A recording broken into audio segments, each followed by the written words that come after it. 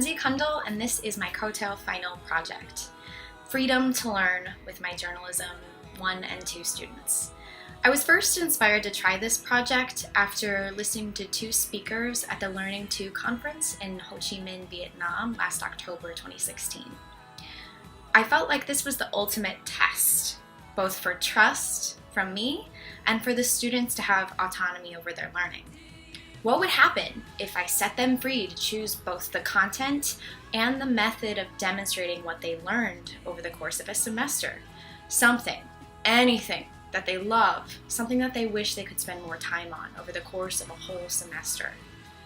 I wondered after listening to these speakers, could my students handle it? Have I prepared them enough for this type of autonomy? Or would they get lazy? Would they be afraid of such a major change, especially halfway through the semester?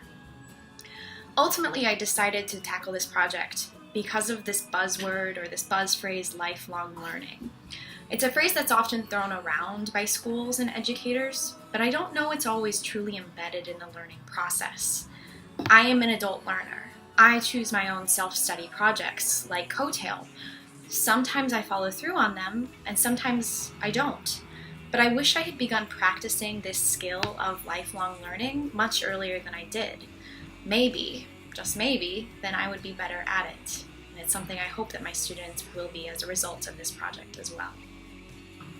The digital tools I used for this project include most of the Google Drive suite, including Google Docs, Slides, Forms, Sheets, Gmail, YouTube, Maps, and Translate, especially because I live in Taiwan. Other digital tools I saw my students and I using to accomplish their learning projects include those I just listed and Nike Run Plus, Flipgrid, Canva, Piktochart, Spotify, Facebook, Instagram, Snapchat, Skype, Twitter, EBSCOhost and other online research tools, iMovie, Audacity, and even one student who used an online gaming website. I chose to limit my own use of digital tools to tools I was already comfortable with. Fundamentally, the challenge for me with this project was one of letting go and changing my curriculum. I used technology to make it happen, but I think the stretch for me with this project was more of a curriculum developer stretch than from an educational technology addict stretch. I began the Passion Projects process right before winter break. I wanted to find a way to make this project at least slightly related to journalism, perhaps because of my own fear of letting go. We watched the movie Spotlight and then discussed the role of investigative journalism in modern society. As a follow-up to the movie, I asked students to brainstorm a list of areas that they would happily spend time and energy investigating, to the same extent of the journalists in that movie.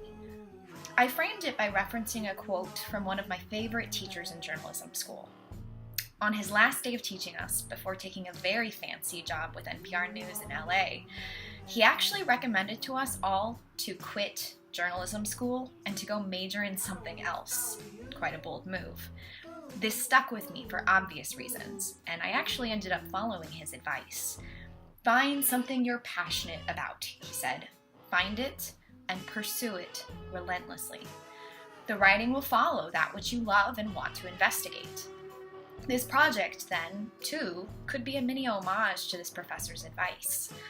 Novice journalists, I told them, let's find what you love, give you time to study it, and then, with very little teacher interference, show me what you've learned with a demonstration and a piece of writing. So what happened? At least initially, there was some trepidation. But students learned, and they learned about a wide variety of things, including chess, Arabic music, how best to train for volleyball in the off-season, and how to eat to prepare for it, the effect of music and emotions on reading comprehension, baking, food photography, travel photography, minimalistic photography, the different philosophers underpinning popular television series, the winter war between Finland and Russia, the independent book publishing industry in Taiwan, seasonal crafts, and even beatboxing. And I learned. I participated in the passion project process myself, focusing on my own running goals and Portuguese learning. But I also learned more about my students, and I think this was the most interesting part of the learning for me.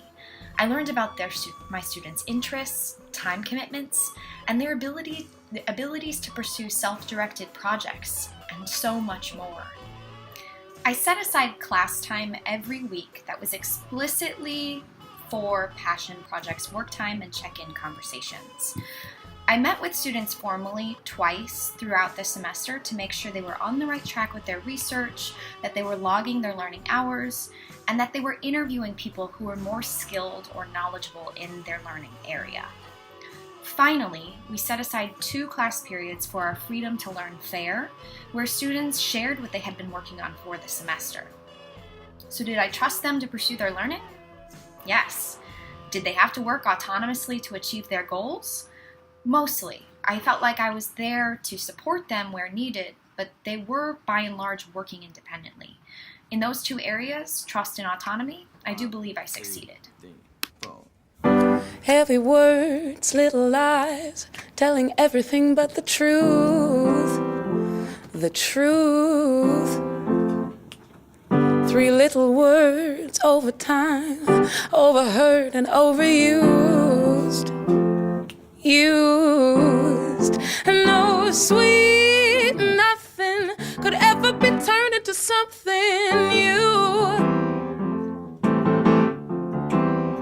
And no grand gesture could ever be made to measure you. 'Cause I know what I got, I know where we're going. You don't need to show it, I already know it all. It's what you don't do, it's what you don't say, it's what you don't do. I know you love me, I don't need proof. It's what you don't do, the games you don't play. It's what you don't do. I know you love me, I don't need proof.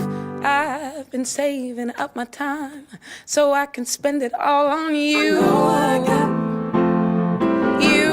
I got. Oh, all I need is to see you smile. I've forgotten how to be blue. I know I got. Blue. I got. 'Cause I know what I got and I know where we're going. You don't need to show it, I already know it all. It's what you don't do, it's what you don't say, it's what you don't do. I know you love me, I don't need proof. It's what you don't do, the games you don't play. It's what you don't do. I know you love me, I don't need proof. Don't tell the whole world, just gonna be your girl. It's what you don't do, it's what you don't do.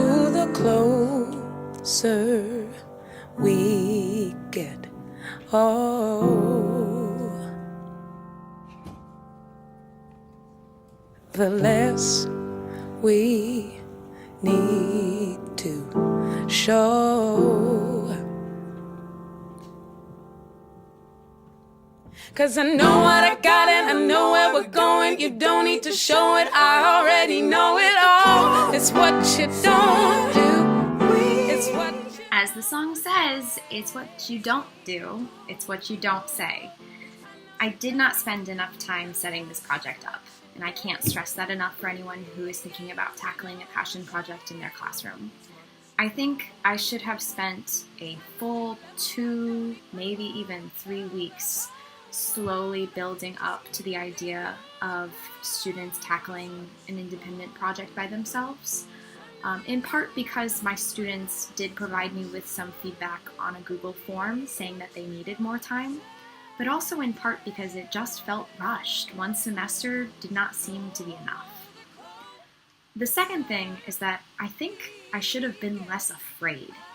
I was very afraid in January of screwing this up, of not living up to the presenters at Learning 2.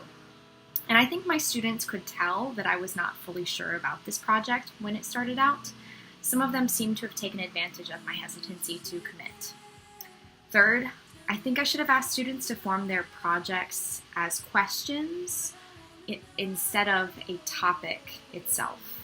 I've seen many COETAIL blog posts about this subject. I can give you some recommendations if you would like, but I think asking a student to pose a question would be much more effective than giving them a general frame to dive into. Finally, although I did have a rough rubric for both the project and the presentations, I think I should have been much more involved with the students in the weeks leading up to the presentations themselves, because some of my less advanced students needed a little bit more scaffolding for this sort of large project.